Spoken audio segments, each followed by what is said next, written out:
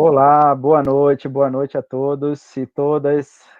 Estamos começando agora nosso último encontro, né, do primeiro ciclo formativo em Ecologia Integral.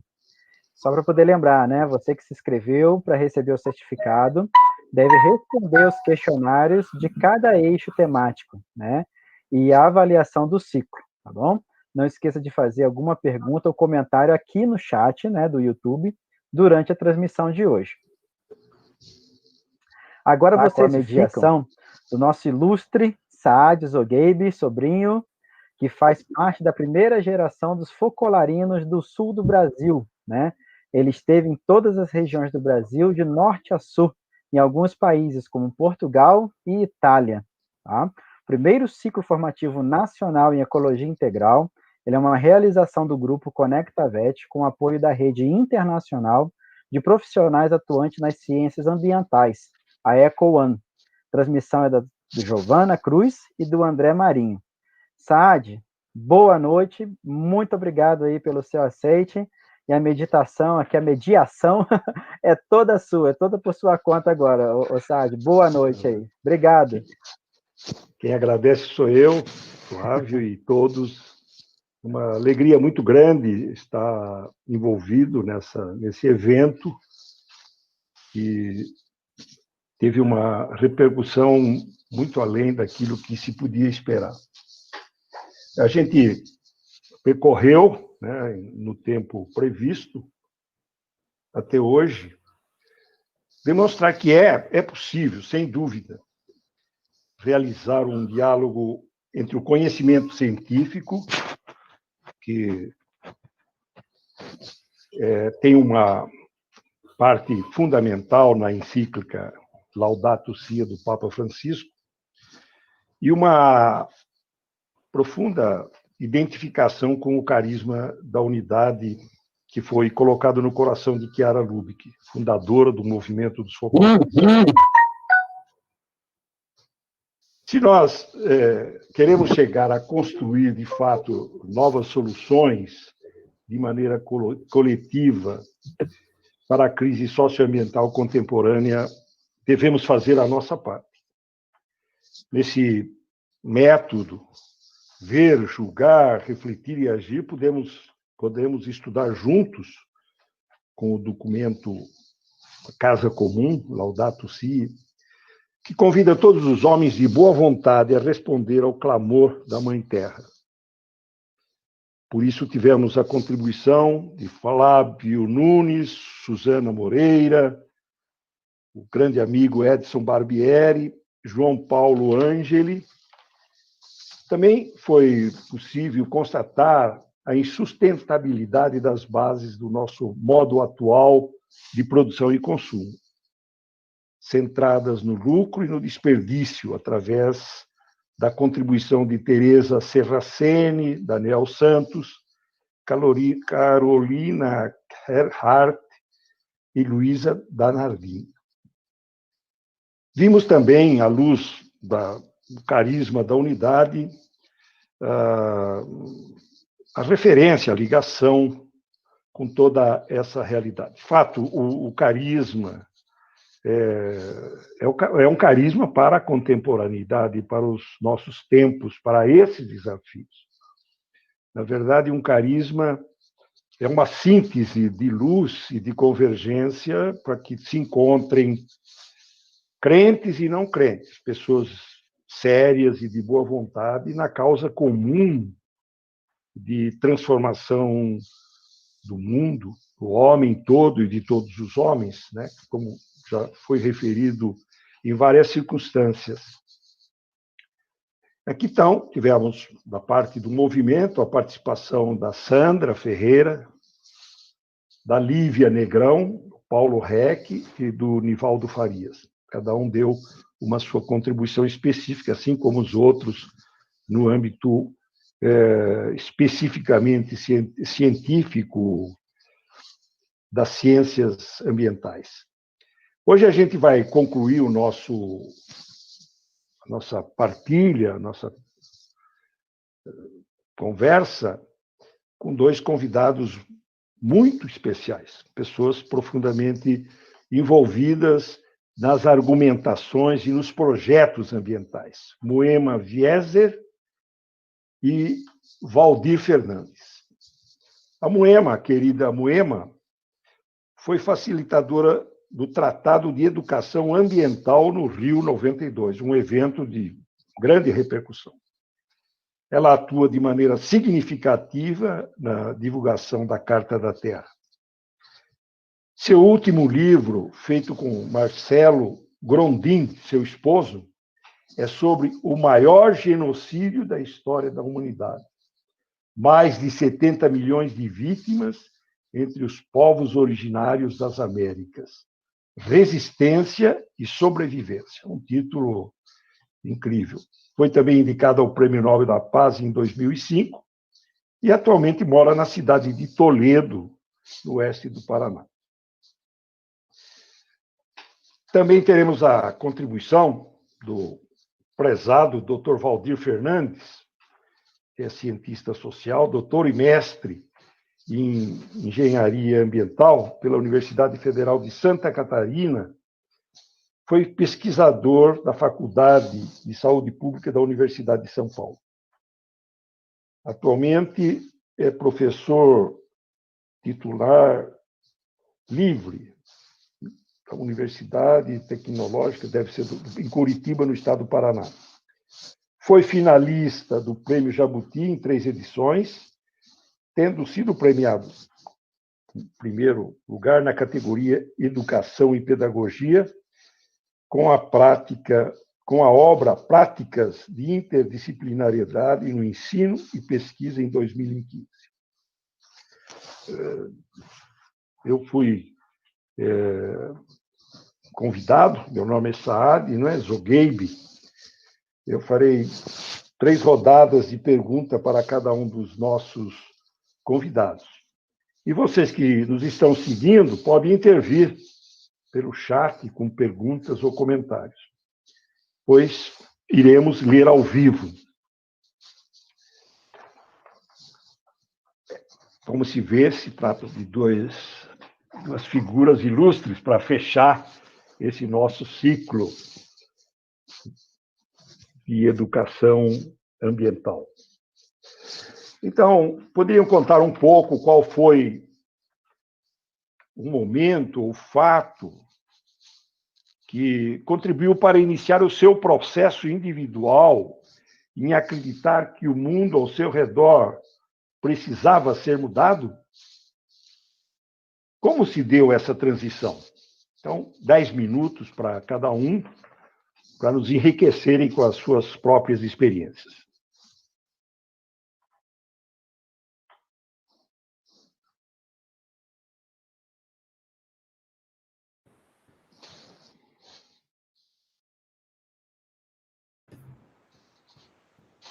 Podemos começar com a Moema, então?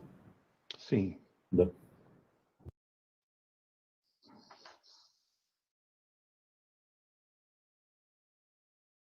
Oi, Moema, boa noite. Vai ligar o seu áudio.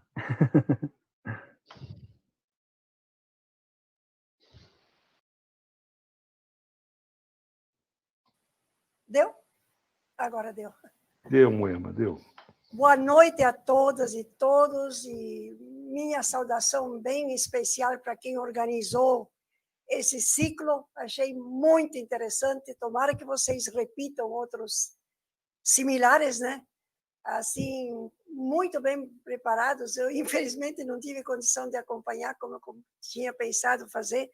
Falei com a Fátima, mas está na hora de ter muito mais gente formada nesse sentido que vocês estão trazendo, né? Da ecologia integral, porque a Terra está nos dizendo claramente que a gente tem que mudar e não podemos ficar numa visão compartimentada, principalmente da questão ecológica, né? Então, estou muito feliz de ter sido convidada e agradeço. Vou tentar colaborar. Não me considero uma cientista, né? Eu sou, de fato, uma educadora popular. Fiz o mestrado em Ciências Sociais, né? Tenho algumas publicações, mas o meu barato, como se diz, né, é ser educadora popular socioambiental. Eu tive vários momentos, eu acho, assim, de pensar que o mundo tinha que ser diferente, né? Acho que um momento foi quando eu conheci o Focolare também. Eu estava numa congregação que estava se renovando, que, por sinal, tinha sido criada no século XVII e já tinha como lema essa questão da unidade, né? Mas a gente tinha, né, enganchado realmente em outros caminhos e tinha virado uma congregação de muitos hospitais, muitas escolas e toda essa dimensão, né, do testemunho da unidade tinha ficado um pouco para trás. E eu fui responsável pela condução do ajornamento e uma das pessoas em que me inspirei muito foi Chiara Lubich. E desde lá eu tenho muita admiração pelo carisma, né? Eu acho que é uma coisa que tem que, assim, sempre cuidar com tanto cuidado, né? Depois, quando eu voltei de Roma, eu tive a oportunidade de ser indicada para trabalhar no Nordeste com grupos nossos que iam do Rio Grande do Sul e Santa Catarina para contribuir com o que era solicitado principalmente por bispos, né? Aí eu tive a oportunidade de estar no Maranhão, Bahia, Pernambuco e trabalhar com as equipes de Paulo Freire e de Dom Helder Câmara. Eu acho que ali não preciso nem comentar muito com vocês tudo o que eu aprendi e que entendi de que era importante, né, para poder, né, se pensar num mundo diferente. Então, foi a partir dali que eu me tornei uma educadora popular e continuei assim, mesmo depois que eu saí da comunidade, né? Coincidiu que eu tive que embarcar para o exílio, né? Porque por conta desse trabalho que a gente fazia nas nossas comunidades, fui catalogada pelo Serviço Nacional de Informação dos Militares como informante internacional de Paulo Freire, o que era um pecado, né, grave naquele momento. E no exílio eu fiz o que podia, né? Eu sempre digo que qualquer moeda tem duas faces.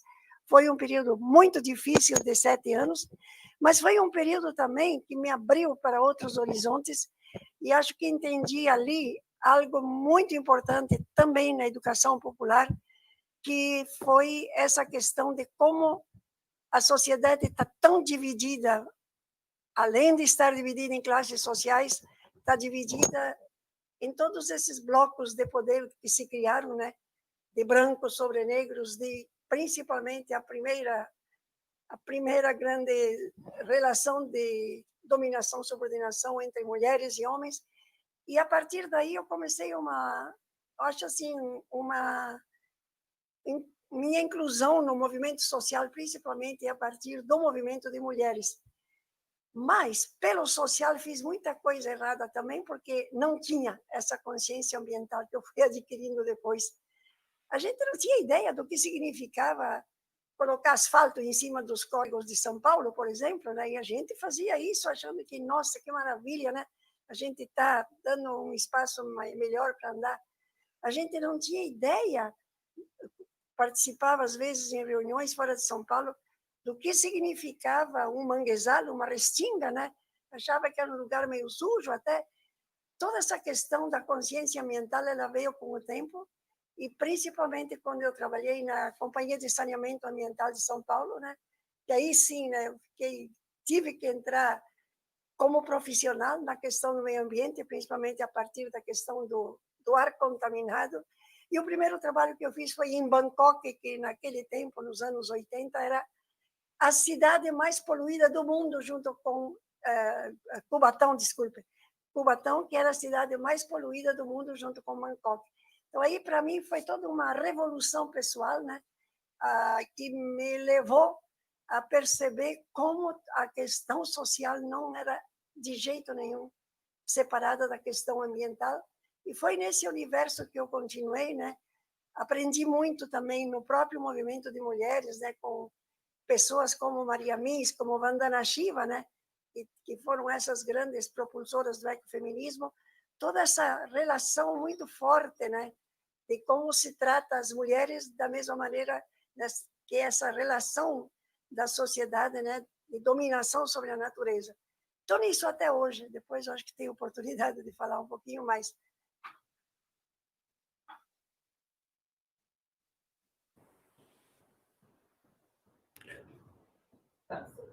Não, só...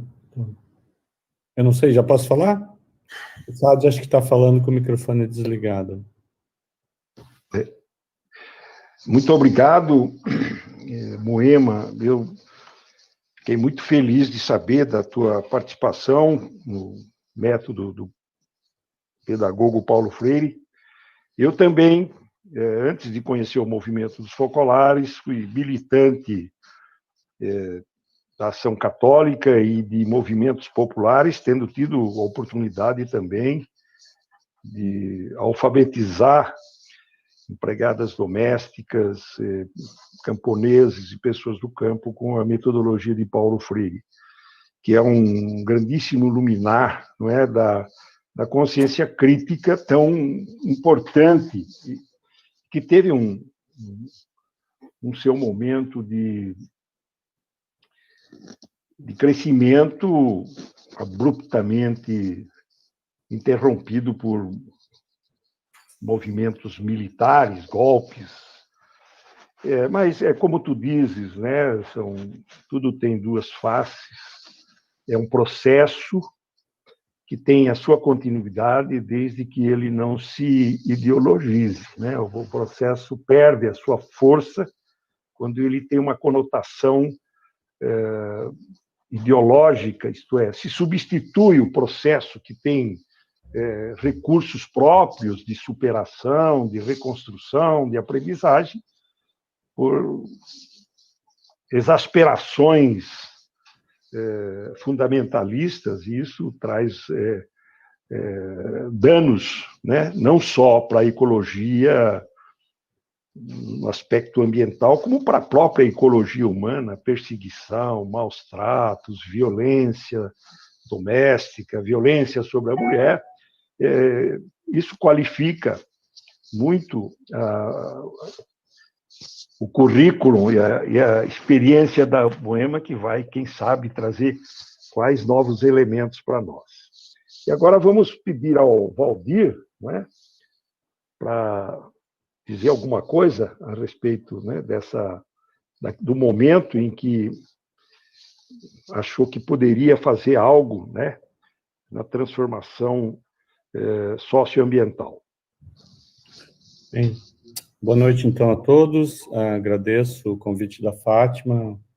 É uma satisfação estar aqui com a Moema, uma pessoa que a gente estudou, né? O Edson Barbieri também, é outra pessoa que também foi um dos primeiros livros sobre meio ambiente que eu li, eu acho que foi o primeiro, né? E com o Saad, que eu não sei se lembra de mim, né? O Saad, lógico. Né? Nossa, que alegria, Valdir, você não imagina. Mas, assim, veja, a minha experiência está muito ligada também teve ligado ao movimento dos focolares durante muito tempo. A gente fez uma viagem uma vez com o Saad, lá em 1993, janeiro de 93, passando por Portugal, conhecendo o Mosteiro dos Jerônimos, não sei mais o quê. E perdemos alguém no caminho, depois achamos. Mas foi o retorno de 93, final de 93, que me levou a querer estudar ciências sociais. No primeiro momento, eu queria estudar relações internacionais, mas depois, indo em Brasília, eu conheci o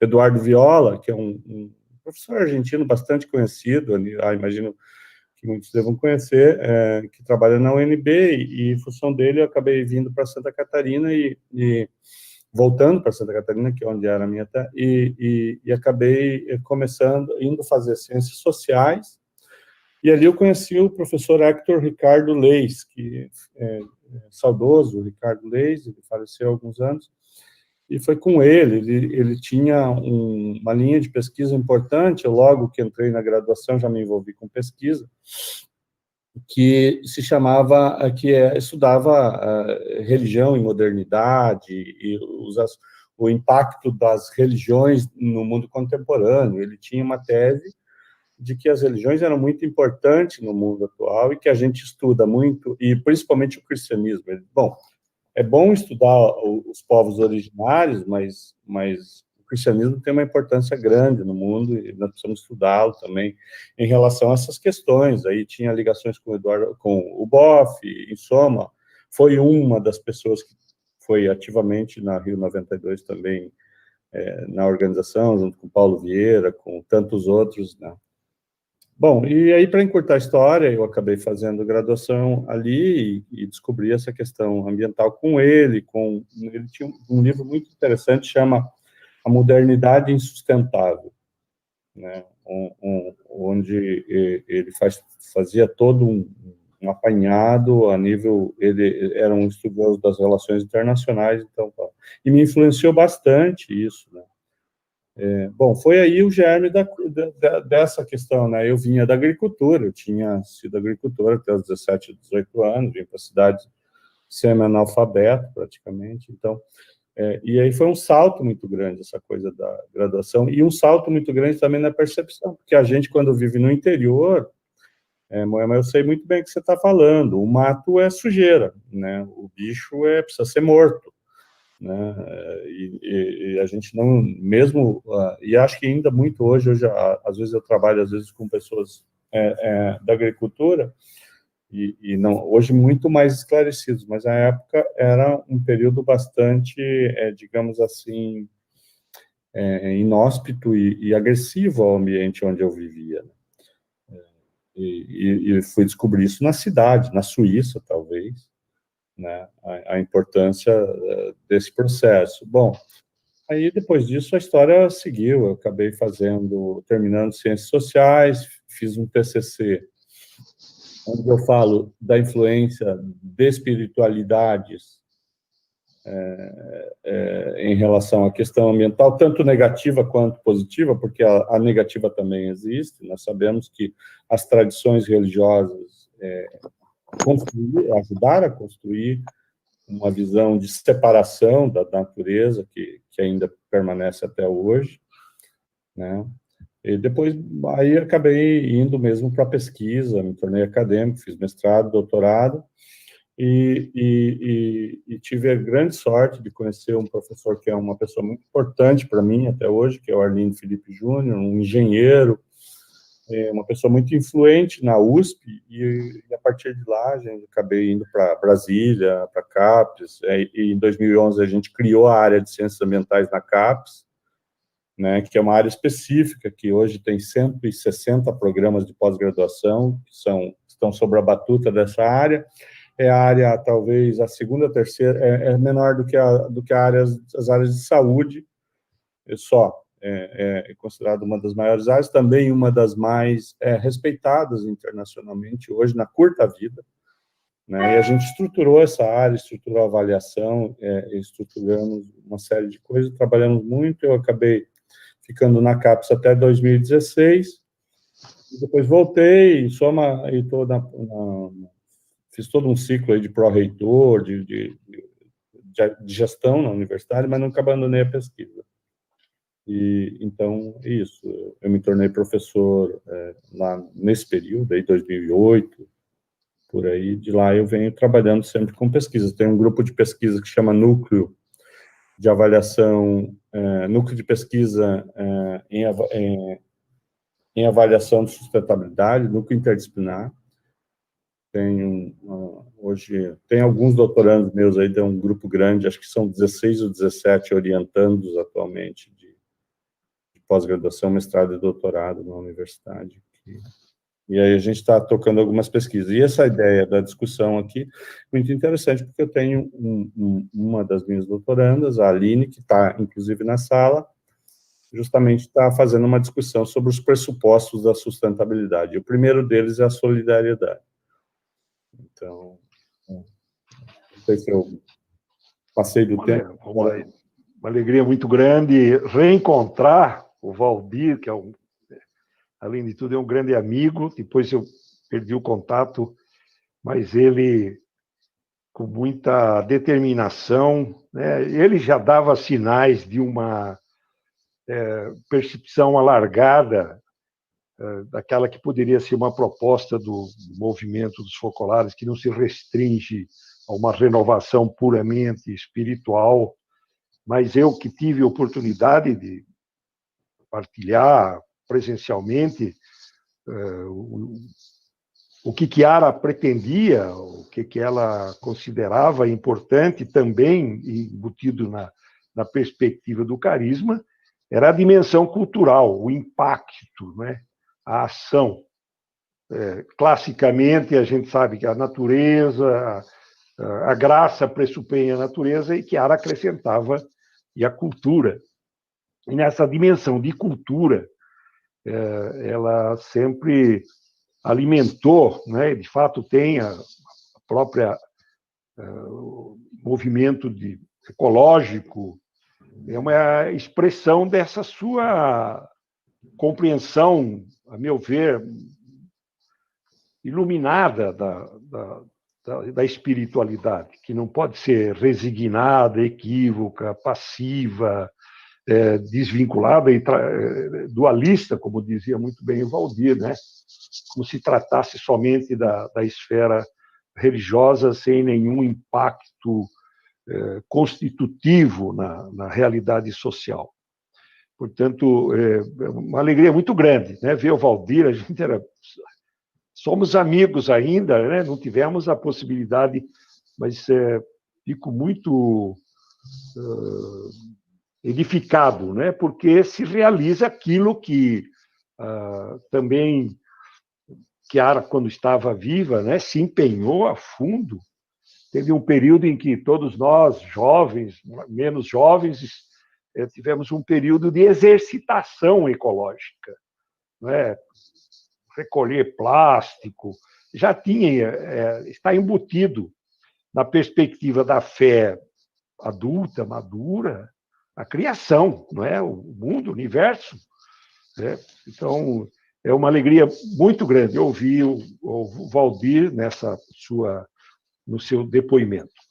Então, agora eu vou passar para a Moema, fazer uma pergunta, ela terá 5 minutos para responder. Moema, caríssima Moema, companheira, né?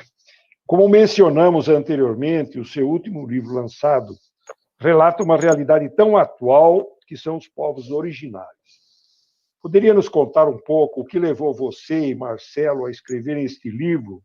Qual é a visão sobre o conceito bien vivir? Você tem 5 minutos, né, para responder. Muito obrigado. Bom, o livro surgiu do seguinte: Marcelo, meu marido, é sociólogo, né? Morou 17 anos na Bolívia como cooperante, primeiro como missionário, depois como cooperante internacional. E ele realmente entrou no mundo das populações indígenas, né? Inclusive escreveu uma gramática quechua, uma gramática em aimara a partir da experiência, e também com essa proposta de que missionários e técnicos que vinham de fora aprendessem o idioma do que são 63% da população, né, que fala quechua ou aimara na Bolívia. Mas um dia, preparando uma palestra, ele leu essa afirmação, que é de um grande estudioso americano, e ele afirmava isso, né, que houve mais, ele falava em 90 milhões de mortos, né?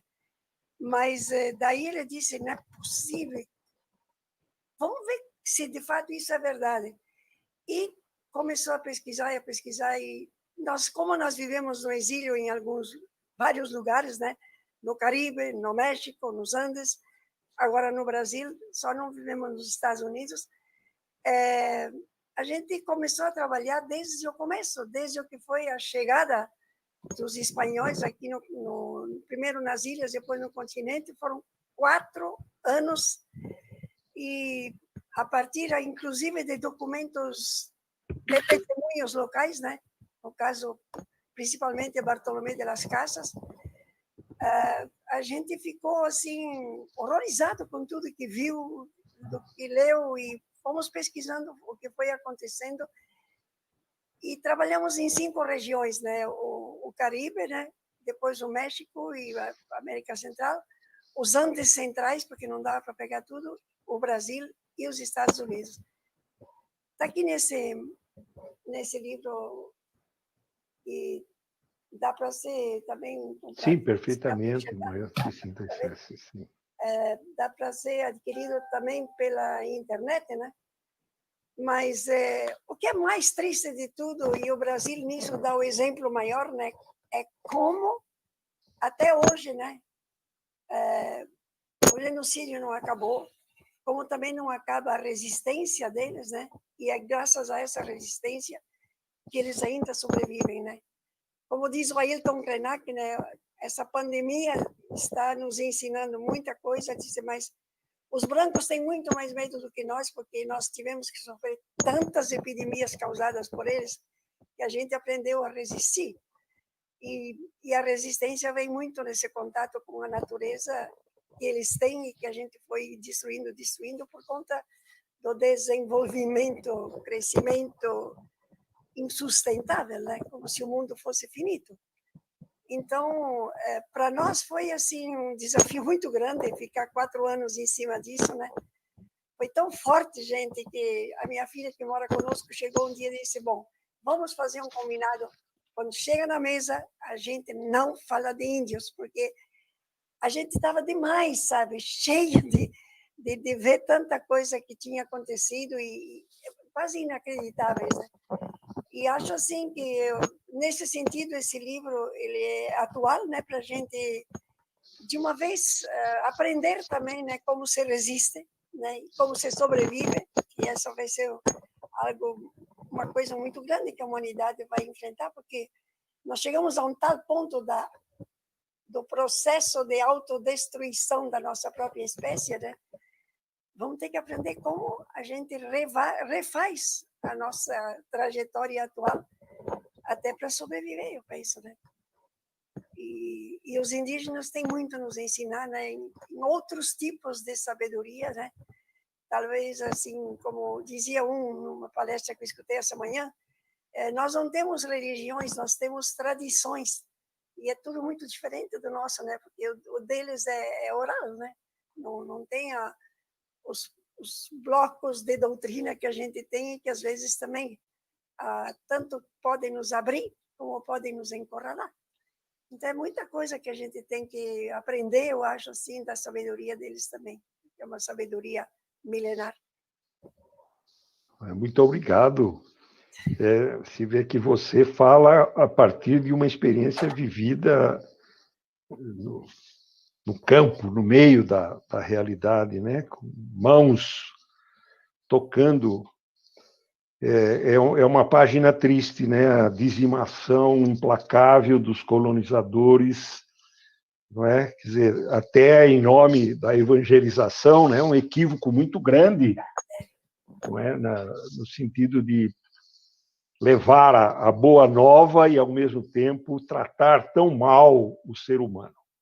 Eu tenho muita simpatia por um autor, né, que foi muito lido na minha época, Teilhard de Chardin, que fala da relação ciência e fé, mas ele desenvolve uma linha de pensamento em que coloca como ápice da evolução material o ser humano, todos os seres humanos, o ser humano, o homem todo e todos os homens, sem discriminação, homens e mulheres, indistintamente, é a centralidade da perspectiva madura, inteligente da fé, porque senão ela se torna uma anestesia, uma legitimação fanatizada, não é? Como nós estamos assistindo nesse momento dramático em que talvez a pandemia é uma resposta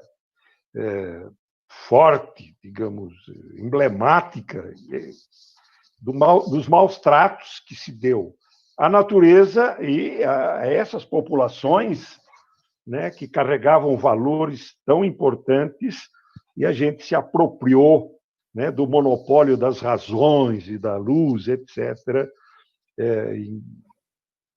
sacrificando vidas, né, sacrificando tradições, culturas. Não é? Um grande obrigado a Moema, porque toca, não é, a gente nessa causa, todos juntos, quem por uma motivação de caráter religioso, quem por uma motivação de caráter científico. Eu digo sempre que, atendo-me ao pensamento, que crentes e não crentes devem se unir, porque tanto um quanto o outro, não é, vive essa suspensão. E se for verdade? E se não for verdade? Bom, enquanto isso não se desfaz, vamos nos unir, né, nas causas do bem comum, de proteção do ambiente, da combate às desigualdades sociais flagrantes, terríveis, não é? Então, a contribuição da Moema é muito rica, muito bela, faz um bem enorme. Desculpe, eu esqueci de falar do Buen Vivir. Bien, muito bem. Vamos procurar esses livros, nós temos a obrigação de ler. Eu tinha muito só, bem. Falando da questão dos indígenas, né? Uma das coisas que a gente precisa realmente se debruçar para aprender é essa filosofia do bem viver. Porque ela tem muito isso, né, da relação primeiro consigo mesmo, depois com os outros, mas muito com a natureza enquanto Pachamama, como mãe natureza da qual a gente vive, se alimenta, e não podemos maltratá-la, né? E esse livro está em português. Bem Viver. O Bem Viver, é do Alberto Costa, ele é muito bom. Ele foi um dos que compôs a equipe do Equador, que inclusive, né, conseguiram colocar na Constituição essa questão, né, do bem viver. Infelizmente, né, depois os governantes não conseguem dar conta às vezes, mas é importante, né, que os direitos da Mãe Terra já são reconhecidos até oficialmente em alguns lugares. Muito bem, Moema. Obrigada. Então, agora vamos passar ao Valdir, né? Você poderia nos falar um pouco sobre o amadurecimento conceitual e político internacional do desenvolvimento sustentável e seus desdobramentos no cenário brasileiro? Valdir, por favor. Bom, vamos lá, então. Posso sim. Acho que isso é um elemento, talvez, às vezes, muito pouco percebido mesmo dentro da ciência. A gente... mas que é importante conhecer, porque ele nos dá esperança, viu, Moema? Pensar que na década de 60, eu, evidentemente, não vivi essa década, mas estudei bastante, nós não tínhamos essa perspectiva. Foi através de um conjunto de desastres, muitos devem conhecer, a Barbieri, a própria, que começou a se perguntar, mas espera aí, mas então não são infinitos os recursos, né? Mas os desastres, a poluição, a Raquel Carson, no livro A Primavera Silenciosa, traz isso. Mas então, se nós tratamos mal o meio ambiente, pode ser que isso retorne para nós na forma de doenças, na forma de uma série de coisas. Então, esse foi o grande despertar. Nós tínhamos também o pós-guerra, né, Saad? A Alemanha, com as áreas degradadas pela guerra, onde as bombas explodiam, quando as pessoas pisavam e não sabiam que ali tinha bombas. Então, de repente, e aí um autor muito importante, chamado Michel Serres, ele vai justamente, depois, em 1990, já publicar um livro que chama Contrato Natural. Ele diz, bom, por contrato social, para as guerras entre os humanos, nós temos um contrato. Mas para a guerra dos humanos contra a natureza, não há um contrato, reina a violência. Né? E aí eu acrescento, contra os humanos também, que não pertencem ao mundo, digamos, entre aspas, civilizado, né? Ou contra as outras civilizações que não eram aquelas que a gente... né? Então, Em 1960 se começa a se perguntar isso, mas foi muito importante, porque isso nasce como movimentos sociais, né? A ciência veio a reboque desse processo. Não foi na ciência que nasceu isso, nasceu na sociedade. Nasceu nos movimentos sociais, nasceu nas organizações internacionais e nasceu nos governos, que depois o Clube de Roma produziu aquele primeiro documento, Os Limites do Crescimento, que levou à Conferência de Estocolmo, que deflagrou um conjunto de ações. Isso a gente precisaria um curso para falar, né? Eu faço esse curso em 6 meses, vou fazer em 5 minutos aqui, mas foi muito importante, porque em 72 o Brasil mesmo foi lá e diz, não, mande a poluição para nós, né? Mas quando voltou o Delfim Neto e chegou no Brasil, os bancos que financiaram o nosso desenvolvimento disseram, não é bem assim. Você pode até ter a poluição, mas não vai ter o nosso dinheiro, né? Então foi um revés para o governo militar brasileiro, inclusive, muito grande aquilo, porque eles tiveram que, às pressas, criar a SEMA e criar uma série de coisas meio biônicas, mas que foram muito importantes. Não faz mal que seja biônico num primeiro momento. Depois foi humanizando e tudo, quer dizer, esse processo foi muito importante.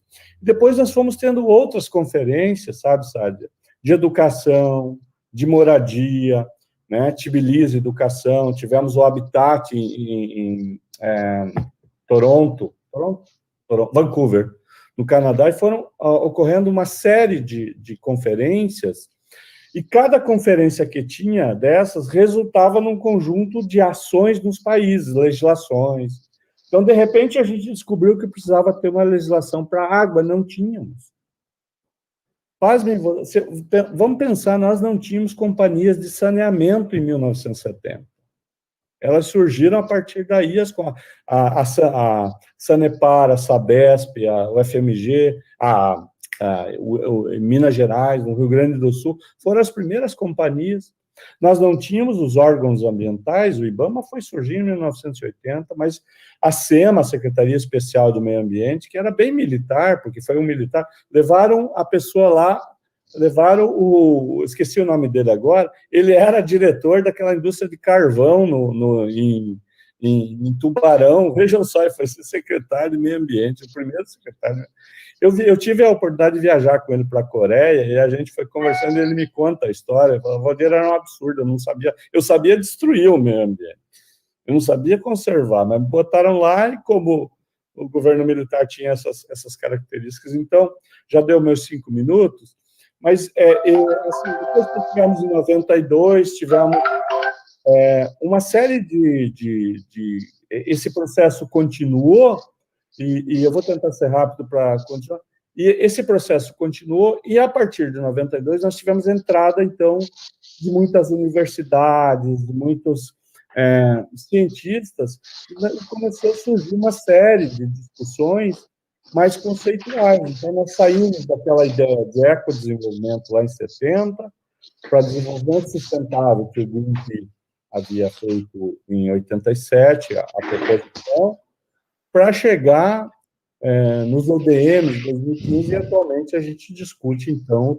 os tais objetivos do desenvolvimento sustentável, que são os ODS. Então, há 2 eixos muito claros, que é o eixo social e político internacional, quiçá a gente retome esse caminho, que andou dando uma travada ultimamente, com a eleição de algumas figuras estranhas aí no cenário internacional. Espero que a eleição dos Estados Unidos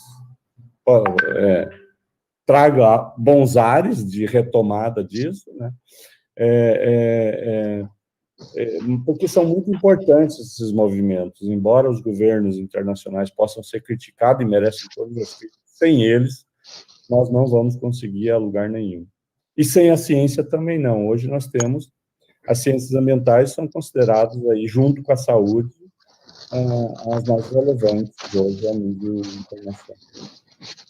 Muito obrigado, Valdir. Tem chegado aqui algumas questões, perguntas, talvez entre a Buema e o caro Valdir, eu possa, agora aqui, eu Giovana, está aqui. Por exemplo, o Flávio Ramos faz uma observação. Como aprofundar a dimensão ecológica e a dimensão espiritual e resistir à mentalidade que separa a natureza da questão espiritual? Ou seja, é possível ser uma pessoa relógio sem a ecologia?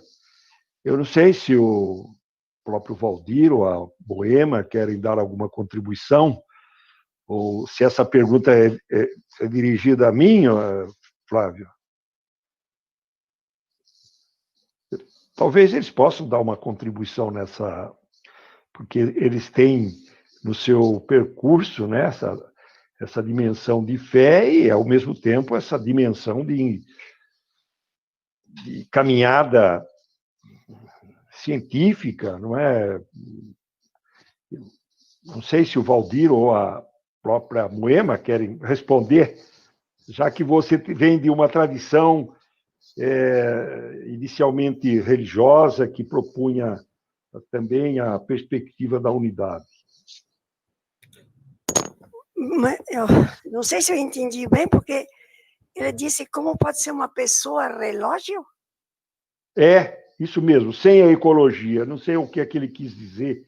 Pessoa relógio, quer dizer, um robô? Será pessoa relógio? Deve ser uma pessoa robotizada ou coisa desse tipo, né? Desculpa. É possível ser uma pessoa religiosa? Ah, tá.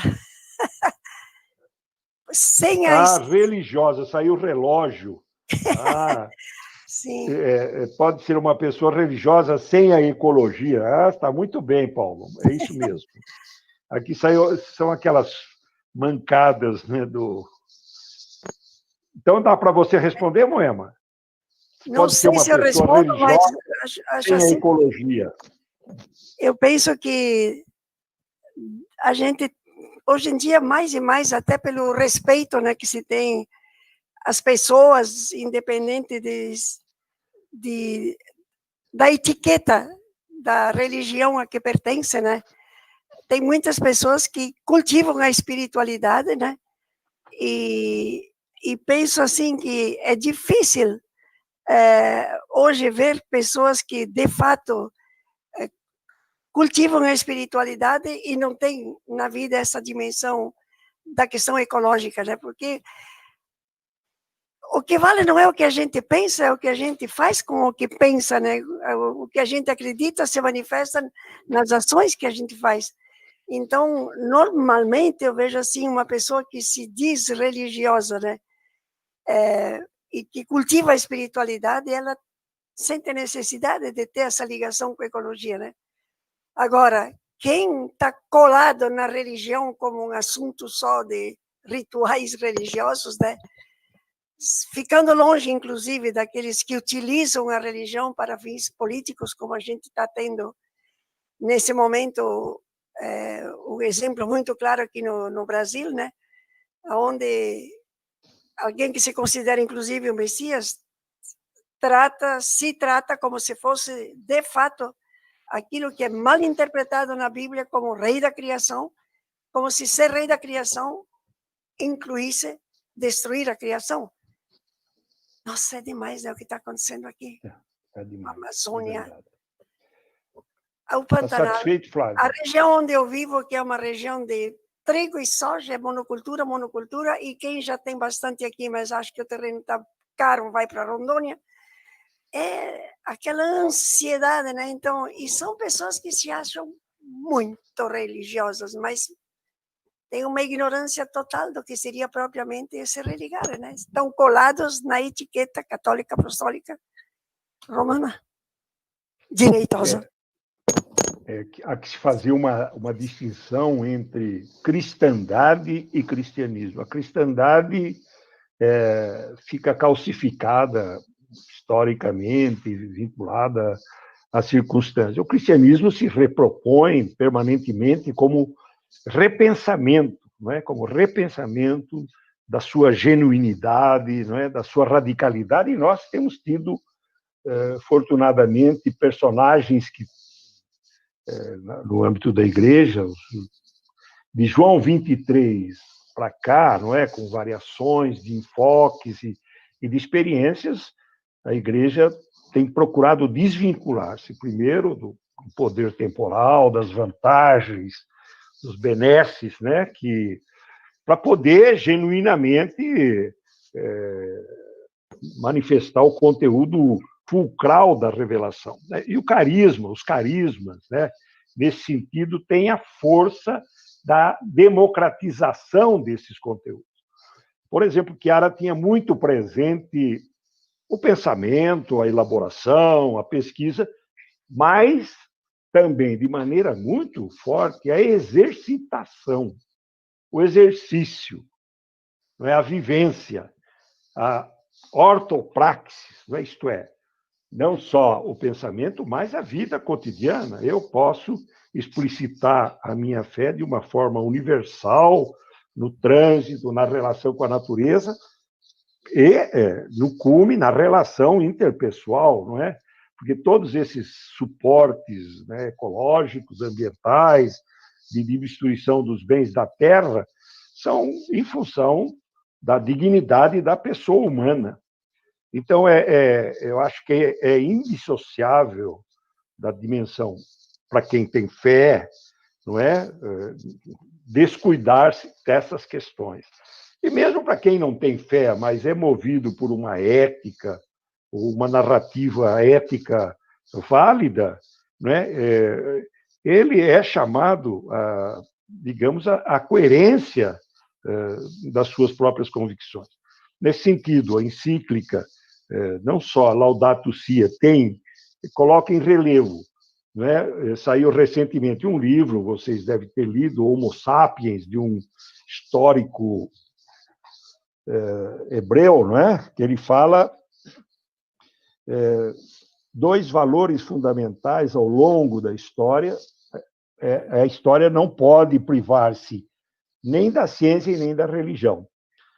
E, felizmente, não é, nos últimos tempos, tem havido uma interpenetração luminosa entre fé e razão. Saiu um documento, Fé e Razão, porque até onde é possível nós devemos também dar peso à racionalidade da fé, até o limite do mistério, não é? Da transcendência, etc. Da mesma forma, não é que a própria religião amplia os limites da ciência, não é? Finalizada que a gente está fazendo esse trabalhão aí em função do quê? Da fraternidade, da distribuição dos bens da terra, da vida digna para todas as pessoas, da água que vai ficar para os nossos hóspedes, etc., do bom tratamento que se dá à natureza, não é? Então, eu acho que é impossível. Esse dualismo vem de longa data, não é? Quer dizer, uma coisa é a religião, outra coisa são os negócios. É triste. Quando aconteceu a ruptura da barragem de Brumadinho, né, eu fiquei muito triste, né, pelo descuido, né, o querer o maior resultado econômico possível sem se preocupar com a questão cultural, antropológica, ambiental. Até eu estava para escrever um artigo, vendo aquele lamaçal, eu tive a tentação de associar esse lamaçal a todas as patologias da corrupção política, da concentração de etc. E tal.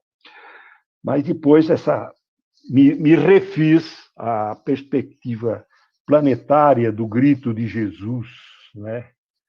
Que sente essa ruptura, essa fragmentação, não é? Essa compartimentação injusta, né, das situações. Mas, então, vamos passar agora para o nosso Valdir, fazer uma... Valdir, né? Eu já fiz, agora virei... Acabou? Não? Valdir, eram só essas perguntas?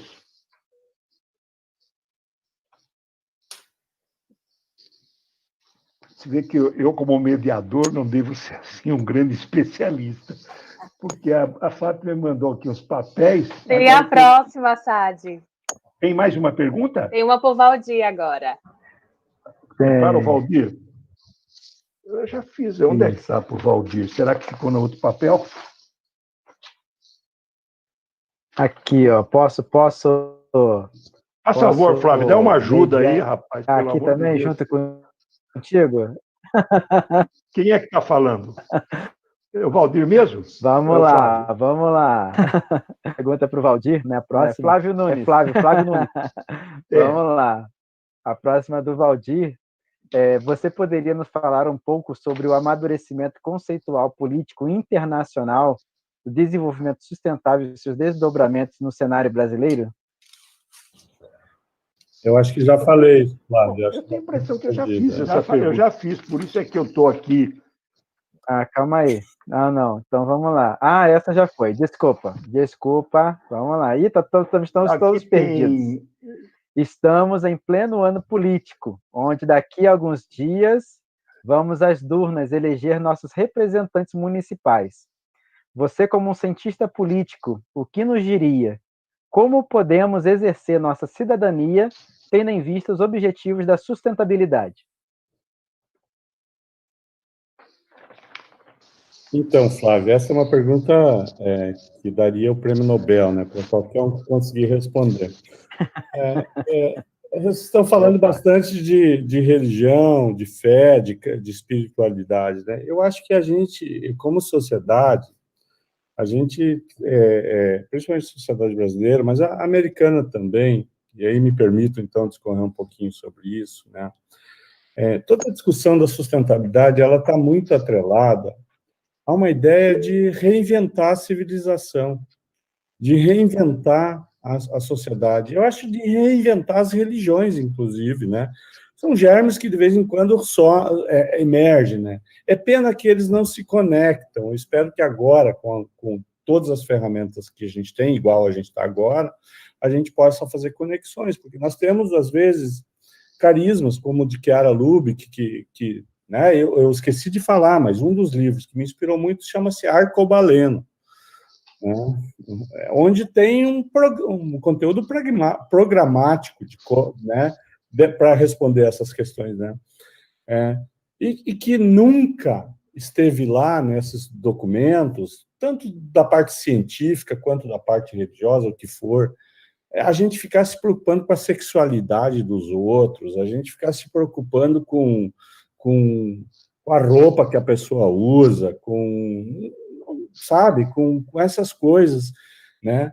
Então, e a gente, infelizmente, elege político ainda pelas piadas de mau gosto que ele faz, né?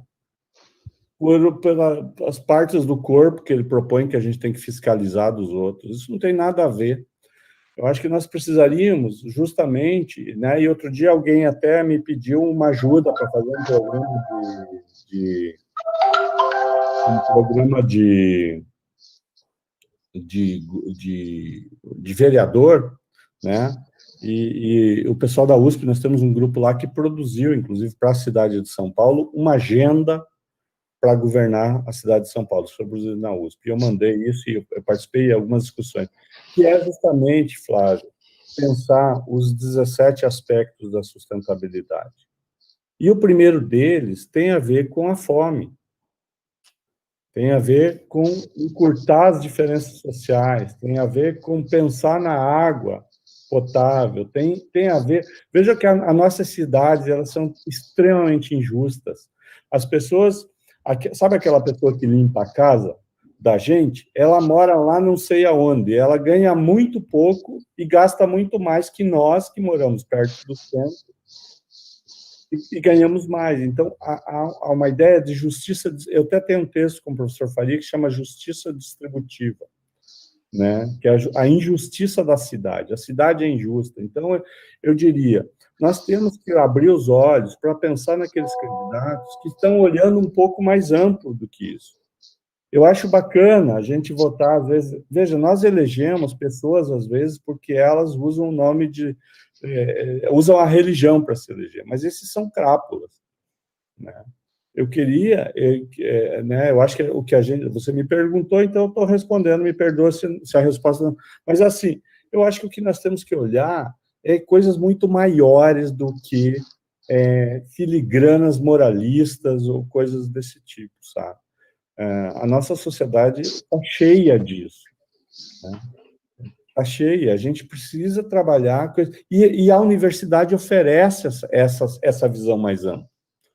O livro da Moema, né, eu acho que tem que ler o livro para ver em quem eu vou votar. O livro ajuda a decidir.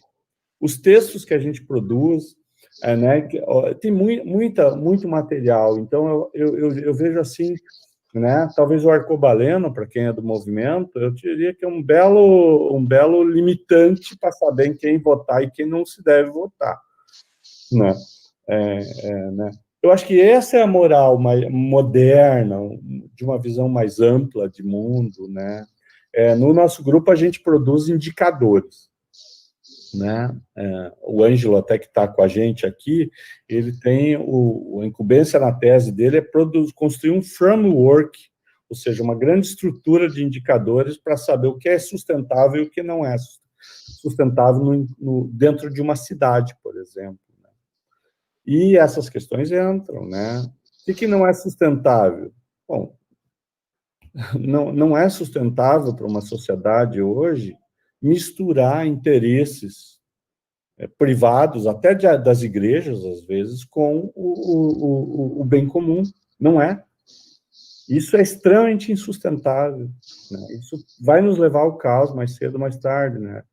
Então, eu diria assim, eu votaria em candidatos que nos aproximem, que nos distanciem da Idade Média. Tá ótimo. Muito bem. Olha, aqui tem outras colocações. Eu posso dizer uma palavrinha sobre a diga, questão Moema, diga. Dos candidatos, né? Eu faço parte de uma rede, né, que chama Teia da Carta da Terra. E uma das coisas que eu acho que também vai muito na linha do que está sendo dito pelo Valdir, a gente seguia pelos princípios e valores que tem, né? Então, a gente está fazendo uma campanha, vocês têm uma outra que é aquela do Laudato Si, não me lembro mais de quem é, mas a gente está fazendo uma campanha para que candidatos e candidatas à prefeitura ou à vereança se comprometam com os princípios da Carta da Terra, né? São 16 princípios, são valores, né, que mostram assim por onde a gente vai, do planetário até o local, né? E eu tenho, em alguns lugares onde eu vou, digo, se a gente pega princípio por princípio e vai vendo, né, o que está dito nessa Carta da Terra, que foi uma construção que começou lá na Rio 92, e agora a gente está comemorando 20 anos que ela foi aceita através da Unesco nas Nações Unidas, né? Cada um desses princípios leva a gente a pensar diferente, né? E estão muito nessa linha da espiritualidade, que pode ser uma espiritualidade no sentido bem mais amplo do que simplesmente se colar numa religião, né? E que é o princípio, para começar, o princípio da integridade ecológica, né? E essa questão de cuidar da comunidade de vida, né? E aí já vai um grande princípio, né? Não são só nós, os seres humanos, né? Mas os demais seres da comunidade de vida.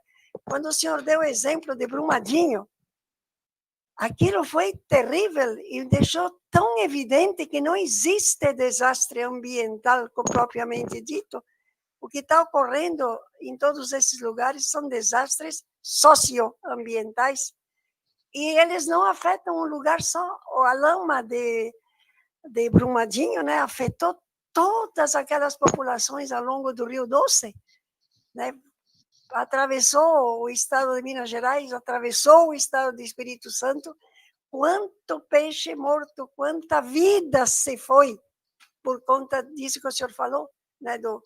O dinheiro, o lucro, o poder acima da vida, da comunidade de vida, né? Então, na Carta da Terra, essa questão da comunidade de vida, eu acho assim, dá uma abertura grande para a gente pensar um outro jeito de ser, né? E aí tem toda essa questão da integridade ecológica, né? Que eu sempre falo, tem dois verbos aí que nós temos que aprender a conjugar na marra, principalmente tendo passado por essa experiência da pandemia, né? Que é o verbo prevenir e o verbo regenerar. porque se tivesse havido o mínimo, como é que eu diria, cuidado de precaução, quantos desastres se teria evitado, né? Não dá para experimentar e fazer, ver como é que está, para ver como é que fica. Não dá mais para fazer nada disso. Nem no âmbito pequeno, muito menos no âmbito maior, né? E é isso que vai, pouco a pouco, nos trazendo também, né, como parte desses princípios, essa ideia de, bom, tem muito estrago, cabe a nós, né, regenerar tudo que é possível e fazer disso, eu acho, um grande trabalho de educação ambiental em todos os níveis e em todos os espaços possíveis. Eu sempre acho que as religiões podem ser grandes espaços de educação ambiental, que são lugares que a população está ali, né? E a gente regenerar tudo que é possível ao redor daquilo que a gente vive e contribuindo com causas maiores, né? E isso vai trazer justiça social e ambiental e vai nos trazer também num caminho que se dirige mais para a questão da não violência e da paz.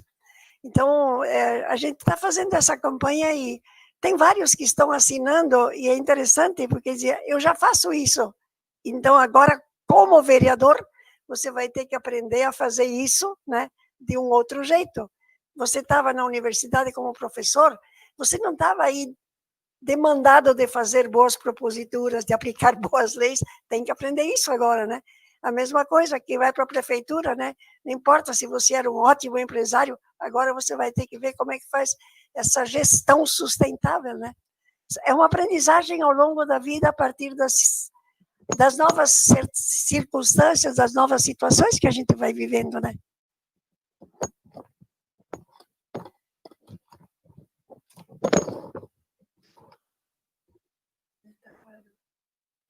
Sádio, teu microfone tem que abrir.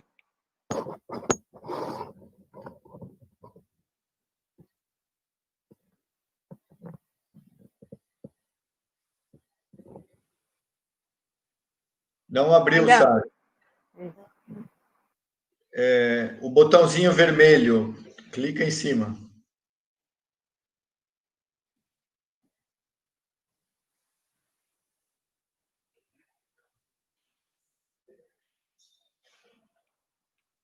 Tem que abrir o teu áudio. Isso, Pronto. ótimo.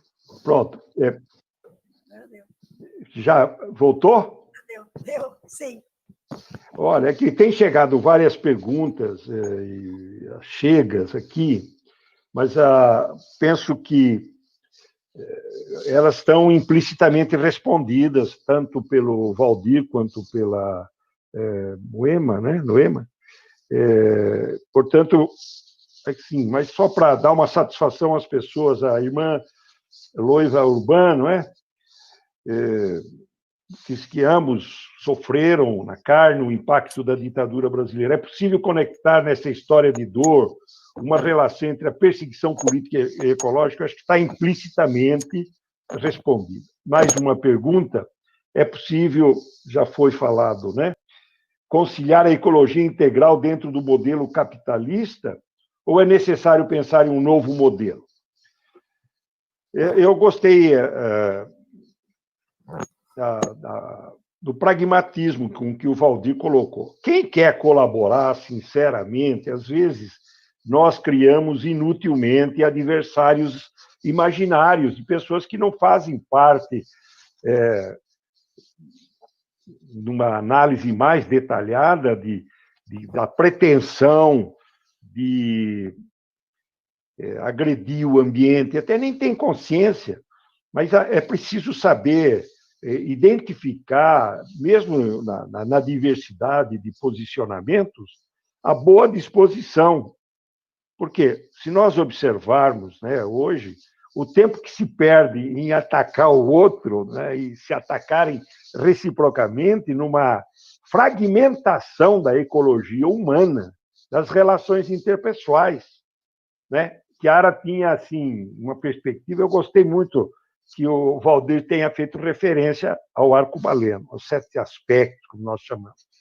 Chiara dizia, ama o próximo como a ti mesmo, mas ama a nação do outro como a própria, ama a religião do outro como a própria, ama o partido do outro como o próprio. Senão, vai haver uma fragmentação, uma dispersão de energia, uma verborreia e depois uma ignorância, né, da exercitação política autêntica, que ela chamava a política o amor dos amores, porque são ferramentas fundamentais na universidade.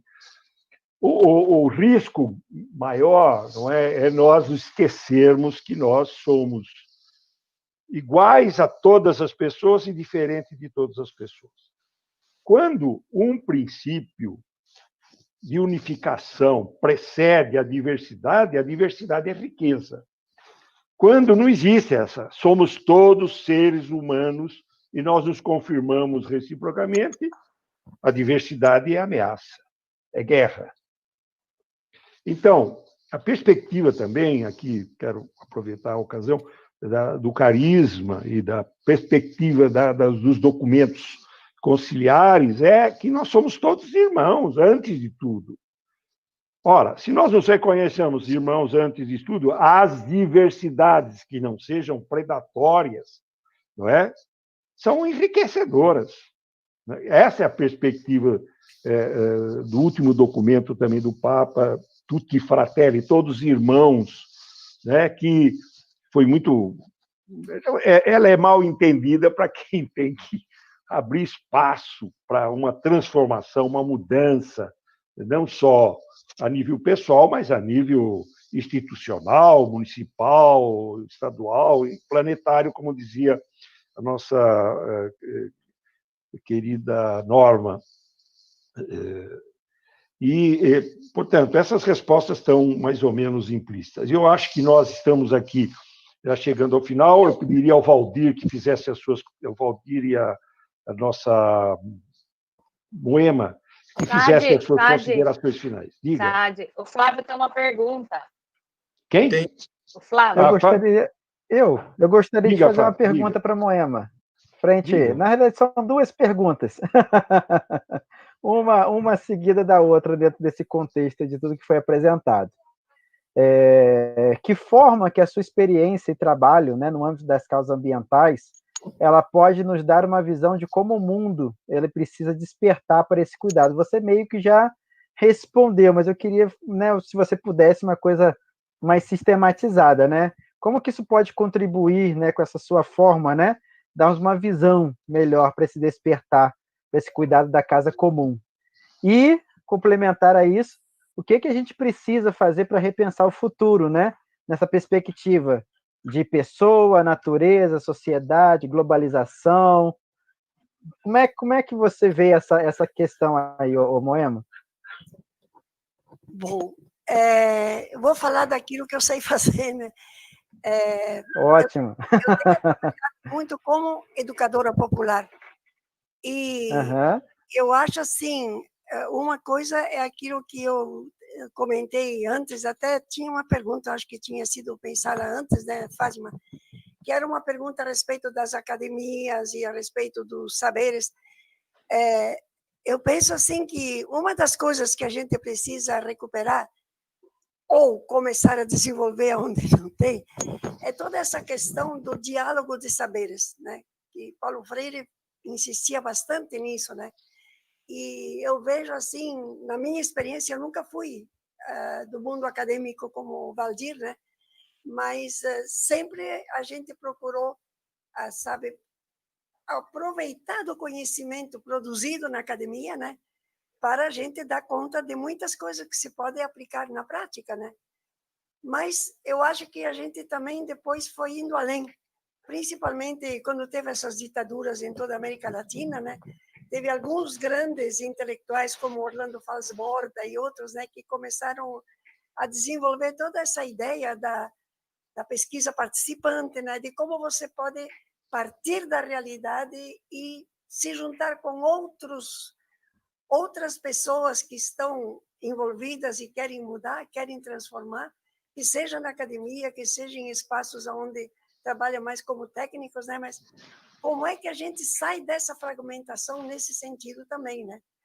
E acho que ali tem um trabalho muito grande a ser feito, até como um assunto de cidadania local, que sempre é planetária, né? E como diz a Vandana Shiva, no jeito como você vê e trata uma semente, ali está o modelo global que você tem na cabeça, né?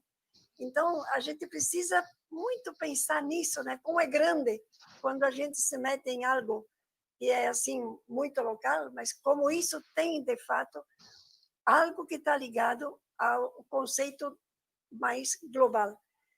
E, assim, eu penso que a educação socioambiental é um dos caminhos realmente para a gente desenvolver todo esse conceito de ecologia integral.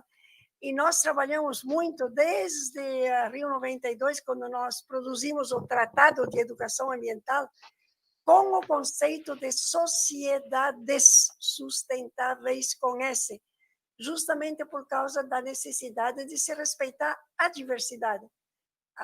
A Terra é diversa, né? Os territórios são diversos, as culturas são diversas. Então, a gente não pode contrapor um modelo hegemônico com outro modelo hegemônico, né? E nós estamos nesse modelo, né? Porque atualmente é mais ainda do que país contra país, são corporações contra todos nós. E realmente eu não vejo que seja possível a gente ajudar a sustentar o sistema capitalista e achar que vai dar para desenvolver a ecologia integral. A ecologia integral vai na linha de mudar o sistema em que nós estamos, né?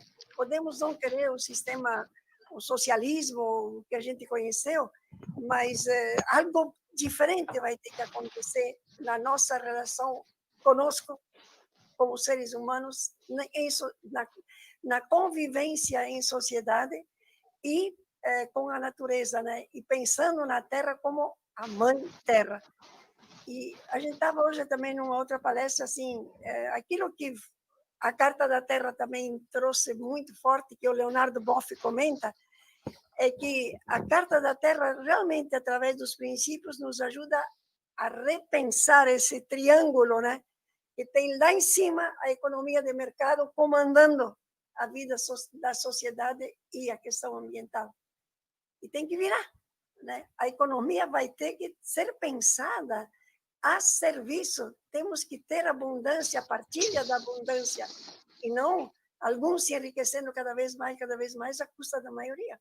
Então, a economia ser pensada a serviço da vida em sociedade e a serviço da vida e a reprodução dos ciclos de vida da natureza, né? Essa é a grande, grande revolução que vai ter que ser feita. E penso que sim, né? Que a educação socioambiental, que não é a educação dos bancos de escola para criança, até para as crianças poderem ser educadas socialmente e ambientalmente educadas, nós temos que ter pessoas adultas que se reciclam, que se renovam, que se educam e tomam a educação como um assunto de educação permanente ao longo da vida, sempre individual e coletiva ao mesmo tempo. É isso que penso como educadora popular, e a prática da gente é uma forma, né? E a outras tantas formas que existem, como dizia o professor Vardir, né? A academia está se mudando também, né? Mas eu sempre penso, né? Nós temos muitas pessoas, né? Talvez não tantas como a gente precisaria, professor Valdir, mas quantos professores, pesquisadores e pesquisadoras que estão realmente embarcados nessa nova linha, mas a estrutura das nossas instituições é muito cartesiana ainda, muito, muito. Então, você tem gente assim que se vira, né, para conseguir criar coletivos, criar observatórios nas áreas de extensão, principalmente, né, para essa outra forma de produzir conhecimento e divulgar. Os meios de comunicação, a gente dispõe de meios que não são os oficiais, né? As redes sociais estão aí, mas a gente não foi educada para controlar e aprender a fazer o melhor. Então, do mesmo jeito que pode ser um grande canal de comunicação, né? O celular virou um canal de também transposição de ódio. Então, é tudo uma grande aprendizagem que essa nossa era em que nós estamos vivendo, né? Nos demanda. Eu vejo assim. Muito bem, ótimo. O Paulo Reck diz que tem 2 perguntas. Então, estamos em tempo ainda. Quem é que coordena isso? É Fátima? Paulo, você quer Oi. fazer duas perguntas que apareceram no YouTube, né? Então, no YouTube tem muita gente agradecendo e fazendo comentários positivos, Moema e Valdir. Se fosse falar aqui, ia tomar muito tempo. Mas tem duas perguntas que me parecem significativas. Marlene Alano Coelho Aguilar, ela diz o seguinte: gostaria de perguntar sobre a visão de ecologia de São Francisco à frente do seu tempo e a demora do mundo cristão em comungar desse saber. Depois completa com o nome Jair Quaresma, talvez eles estão vendo em grupo lá. E a outra pergunta da Neide Paula: quando o capitalismo surgiu junto ao consumismo, a sociedade tinha uma noção da exploração desmedida dos recursos naturais e da poluição? Tem a impressão que não foram respondidas, né? Quem sabe Não. o Valdir poderia responder? Sim, sim. Eu posso falar. Eu acho que de São Francisco, eu não poderia, digamos assim... eu só queria que tu repetisse a primeira pergunta de São Francisco, porque eu perdi, porque eu acabei... Então, ela cita que a visão de ecologia de São Francisco está à frente do seu tempo. Certo. Segundo a consideração, a demora do mundo cristão em comungar deste saber. Então, eu acho que esse é um dos grandes... a demora do mundo como um todo, né? Não só cristão, eu acho que o mundo como um todo. A gente, às vezes, tem ilusão que na Ásia ou em outros lugares, são nichos apenas que tiveram, talvez os budistas, mas, assim, eu vejo que a demora do mundo cristão está muito associado ao fato também de que o mundo cristão sempre esteve muito ligado ao poder no Ocidente, né? E o poder sempre esteve ligado ao poder político, sempre não se dissocia do poder econômico, né? Então, nós não podemos nos iludir de vez em quando aparece um grande empresário, como o Stefan Schmidt-Hein, da Avina, que faz grandes coisas, mas são indivíduos transformados por alguma força, né? Às vezes espiritual, às vezes de experiência de vida e tal, mas não é uma coisa sistêmica. Então, eu acho essa pergunta é muito interessante, Paulo, porque é o seguinte: o que nós temos? Nós temos uma clivagem de forças, que, a partir da década de 60, sobretudo, como eu disse, com o surgimento dessa questão ambiental, se degladiam, isso eu vejo como positivo. Então, agora, nesse momento, precisamente, a gente está vendo essa medição de forças, que é uma agenda mais progressista, onde a questão ambiental, junto com a das mulheres, de gênero, das crianças, está de um lado, e uma agenda mais conservadora, né? E essa agenda conservadora, por incrível que pareça, é a que se associa ao cristianismo mais fortemente. E que eu acho, e aí eu estranho, porque dentro das religiões existe a agenda progressista, mas ela parece que tem menos força, eu não sei, com menos organização, né?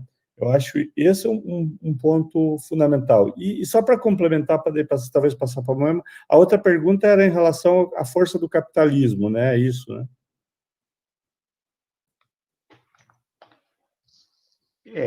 Esqueci.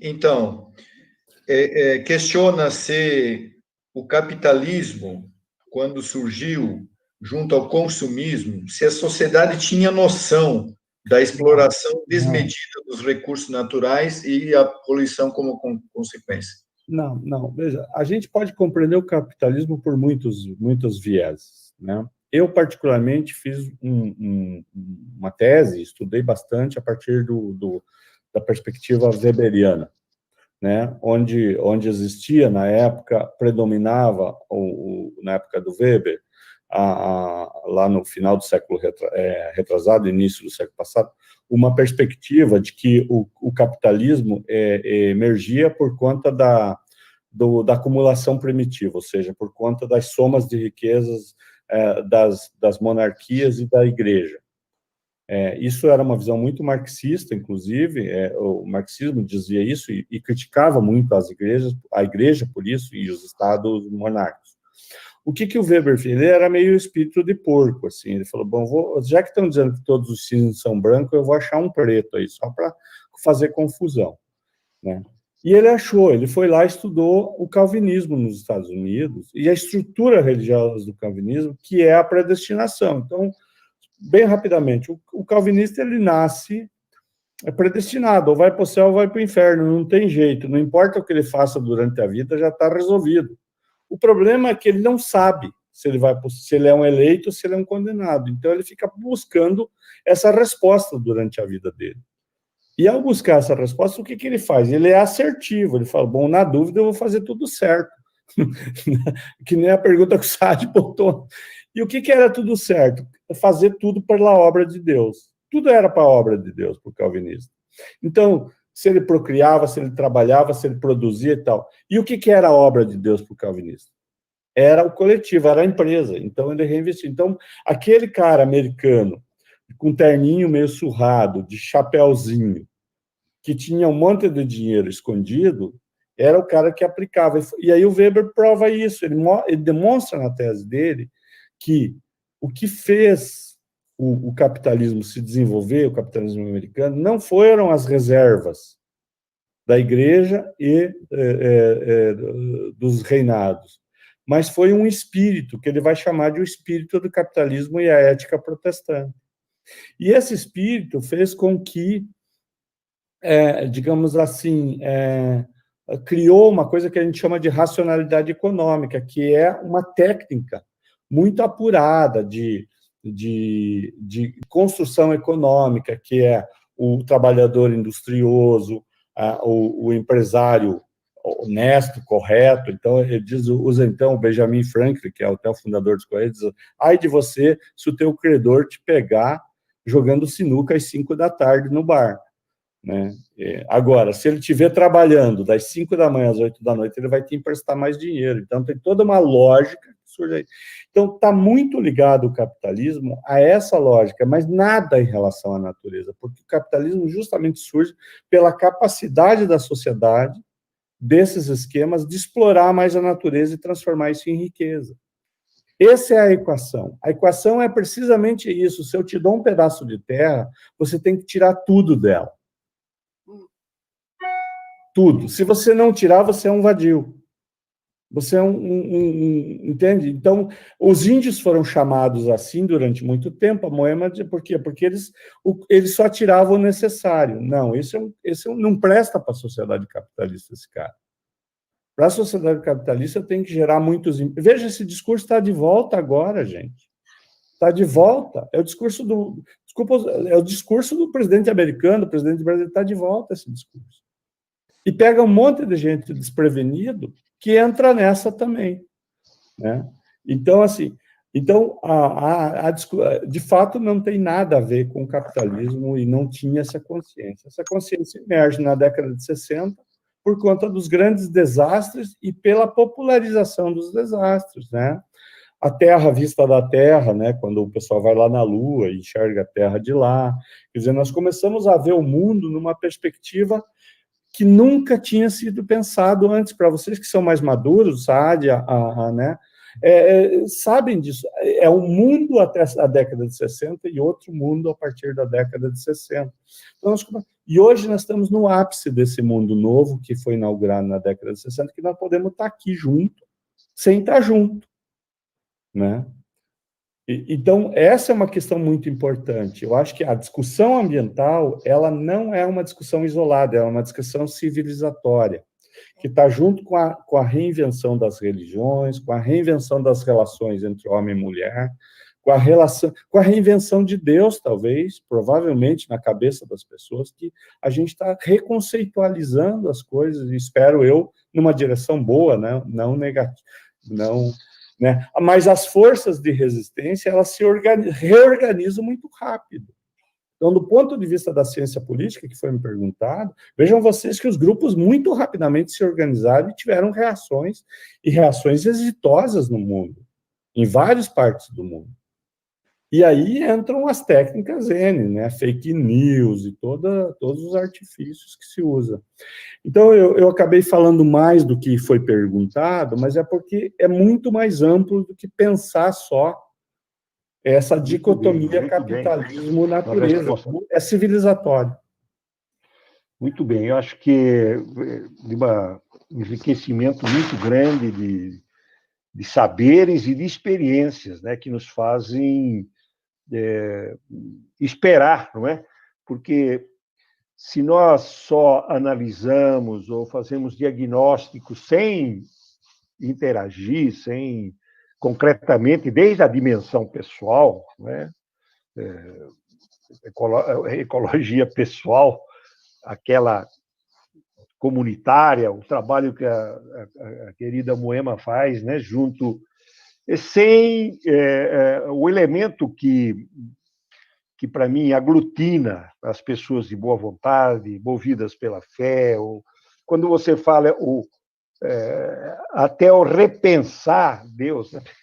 A maior parte de nós acho que nunca se embateu na experiência profunda de um Deus amoroso, misericordioso, um Deus cósmico, não é? No sentido de perceber que tudo, né, a mística dos olhos abertos, como diz aquela nossa teóloga lá do Rio de Janeiro, no sentido de que tudo humano e espiritual se interagem profundamente, né? O mistério da encarnação, o Deus que entra na história assumindo a nossa, se espolhando. Não são essas ícones, essas representações ou narrativas ou convicções, não é, que formatam um tempo novo, né? Uma coisa que eu fui militante político, para a alegria da Moema também, fui preso, né, fiz várias incursões nesse âmbito. Eu nunca fui favorável à luta armada, né, porque o líder Jesus nunca derramou o sangue de ninguém para transformar o mundo, e eu não poderia seguir outro caminho, embora respeito as justificativas.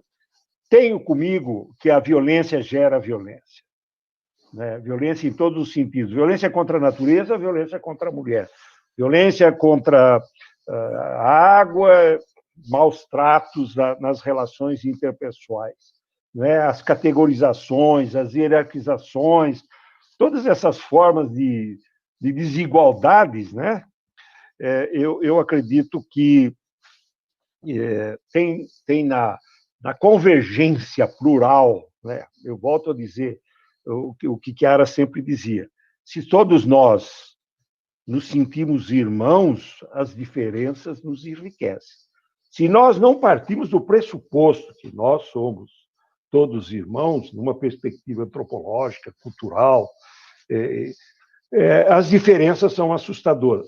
E noto, enquanto o Valdir falava, não é que há muitos mal entendidos. Às vezes as pessoas queriam chegar a objetivos comuns, aí haviam desvios, e esses desvios é por equívocos, por falta de conhecimento, por falta de experiências condivididas, ou por afirmação de poder, né? Eu fiquei muito decepcionado quando vi grandes oportunidades para as vertentes progressistas transformarem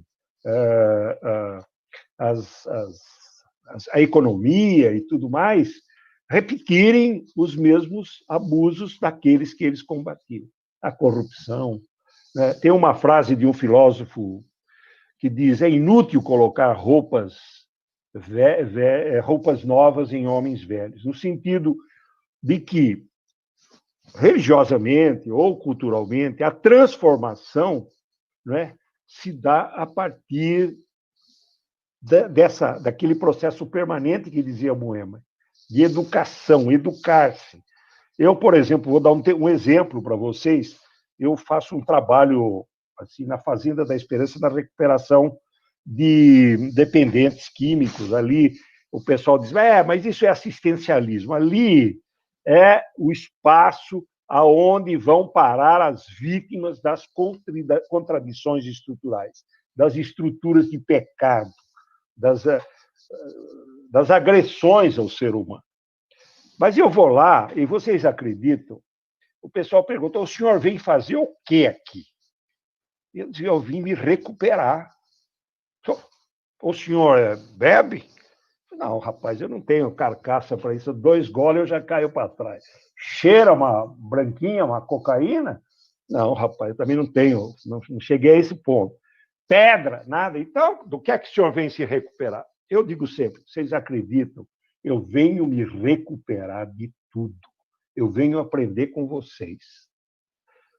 A identificação com o sofrimento humano, a identificação com a destruição da natureza nos torna pessoas sensíveis a uma caminhada, a um processo, ao procurar o positivo aonde ele estiver. Uma experiência interessante, eu vendo o Valdir, é aquela que faz o padre Wilson lá em Florianópolis, na mobilização da universidade, dos pequenos empresários, dos recursos que existem, né, potenciais na comunidade, em função de uma perspectiva de fraternidade, de justiça, de respeito, de encanto. Né? O ser humano é o nosso encanto. A expressão de Chiara, em contraposição com a expressão do Sartre, né? O inferno são os outros, ela dizia, o paraíso do eu é o outro. O nosso verdadeiro ser é ser um. Não é? São essas expressões que dão esperança. Não é? E ser um não é ser um todos os católicos, é a humanidade toda, com a criação. Não é? Então, eu penso que, eu não sei como é que funciona isso aqui, a minha assessora, Fátima ou Flávio, o que eu devo fazer? Nós vamos fechar, vai ter as considerações finais, foi tão rica, não é? Essa comunicação aqui que as considerações finais são Considerações finais. Oi? Considerações finais. Tá bom. Então, Ema, se você quiser dizer uma consideração final, e depois o Valdir, a gente vai ficar muito agradecido. Bom, quero de novo agradecer, né, esse convite. Eu também achei muito rica tudo que a gente falou. Fiquei muito feliz em conhecer você, Valdir. Eu quero ter o seu contato e conhecer melhor o trabalho que você faz. Uma pessoa que ganha 3 vezes o prêmio Jabuti, não é alguém que escreve qualquer coisa. Muito prazer. E eu sempre digo, né, quando a gente conclui algo, é porque vai começar outro algo, né? Então, para mim, algumas coisas que a gente falou hoje de noite são o começo de novas reflexões para a minha aprendizagem permanente. E eu gostaria de deixar para vocês, né, de presente, um poema que eu fiz quando me perguntaram, afinal das contas, porque eu trabalhei mais de 50 anos sobre a questão das relações de gênero, né? Como uma questão estruturante mesmo, né, para novas relações com a natureza também.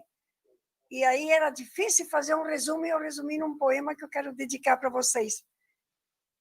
Imaginemos um mundo assim: mulheres e homens que cultivam a igualdade como seres humanos na diversidade de sexo e identidade sexual. Homens e mulheres, crianças, jovens, pessoas adultas, pessoas idosas, cultivando a sua igualdade de seres humanos na diversidade de gerações. Mulheres e homens brancos, negros, amarelos, cultivando a sua igualdade enquanto seres humanos na diversidade de cores, de raças e de etnias. Mulheres e homens com ou sem necessidades especiais, cultivando a igualdade como seres humanos na diversidade de suas condições físicas, psíquicas e mentais. Mulheres e homens convivendo em sociedades sustentáveis, cultivando a sua igualdade como seres humanos na diversidade de territórios, de nações, de culturas e de religiões. Esse é o futuro que eu almejo e para isso acho que estamos tentando trabalhar todos nós. Muito obrigado, Moema. Que maravilha. Muito obrigado. Valdir?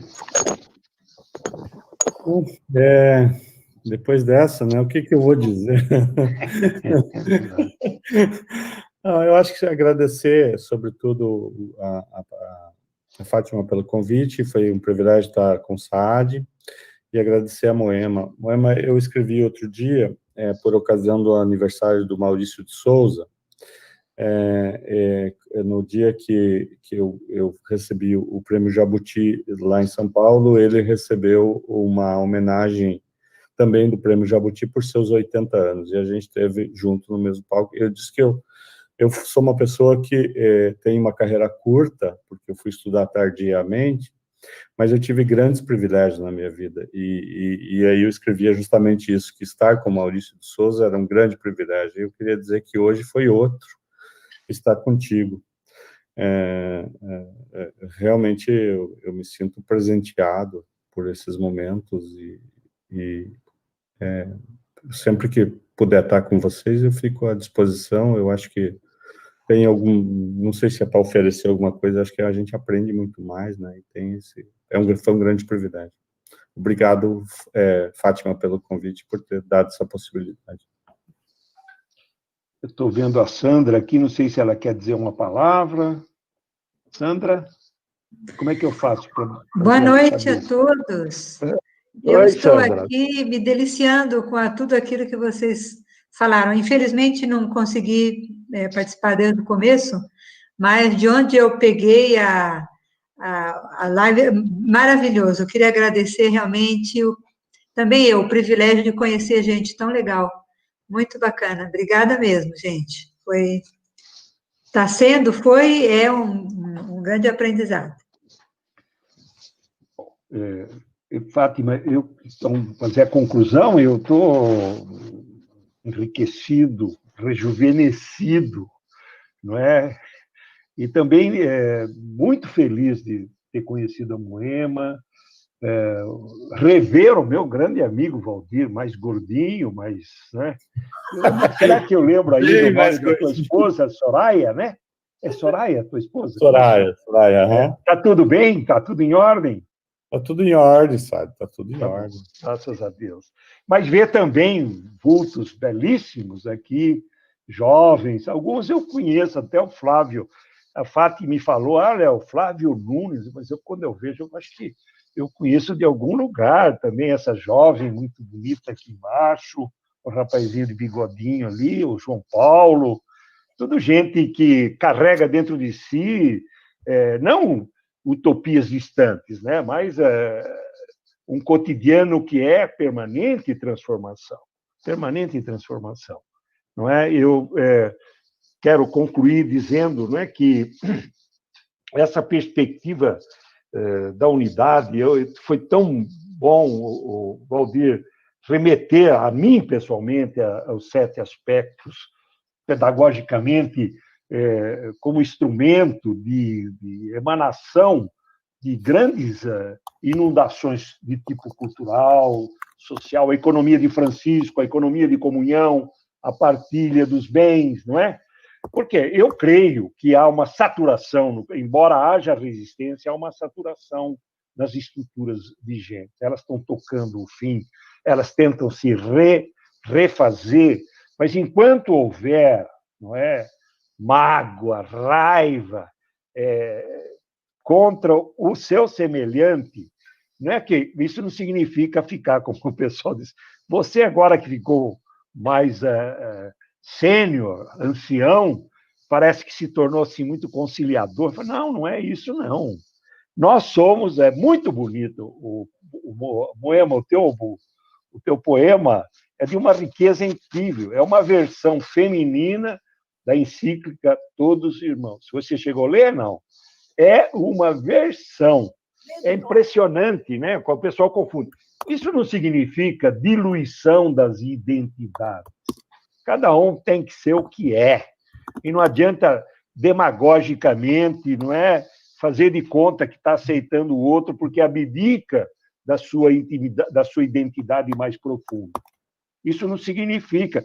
é uma convivência de identidades, não é uma confusão, um hibridismo indeterminado, etc. Portanto, eu acredito que, com essas palavras, não é, a gente pode agradecer a todos. Eu peço que vocês tenham muita paciência e me perdoem, porque eu falei para a Fátima, né? Olha, eu não sou muito prático com internet, até fiquei aqui todo atrapalhado, mas foi um dom para mim. Eu repito que foi uma aprendizagem muito grande e um reacender, né, essa esperança de que a gente possa saborear na nossa caminhada, pelo tempo que nos é dado, um empenho comum que já é, não é ainda, mas já é. Né? Momentos como esse já nos fazem respirar uma atmosfera de concórdia e diversidade. Eu agradeço muito e passo agora a palavra para Fátima Lankebeck. Olha, Saad, assim, né? Eu vou seguir o roteiro que a gente escreveu, porque realmente hoje é uma noite muito cheia de emoções, né? Então, para não fugir do script, eu vou me prender bastante, né? E realmente alguém tem que fechar o ciclo, né? Aquilo que começa em algum momento tem que ser fechado. Então, hoje é o dia, né, de fechar esse ciclo. Então, hoje chegamos ao nosso último encontro do primeiro ciclo formativo nacional em Ecologia Integral. O encontro de hoje é de muita alegria e gratidão a cada um que construiu para realizar esse projeto. Tenho certeza que não existe palavra alguma que possa expressar o que eu estou sentindo agora. Porém, só posso dizer obrigada. Anúncio agora o encerramento do primeiro ciclo formativo nacional em Ecologia Integral, realizado pelo grupo ConnectVet e com apoio da rede internacional EcoAm. Boa noite.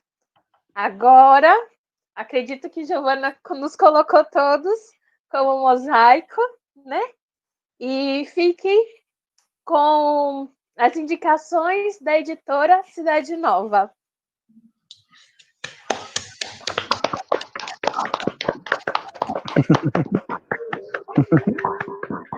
Maravilha, muito obrigado. Muito obrigado. Bom demais. Moema, Flávio. Obrigado, Bom demais. Foi uma festa. Gostinho de quero mais. Boa noite a todos.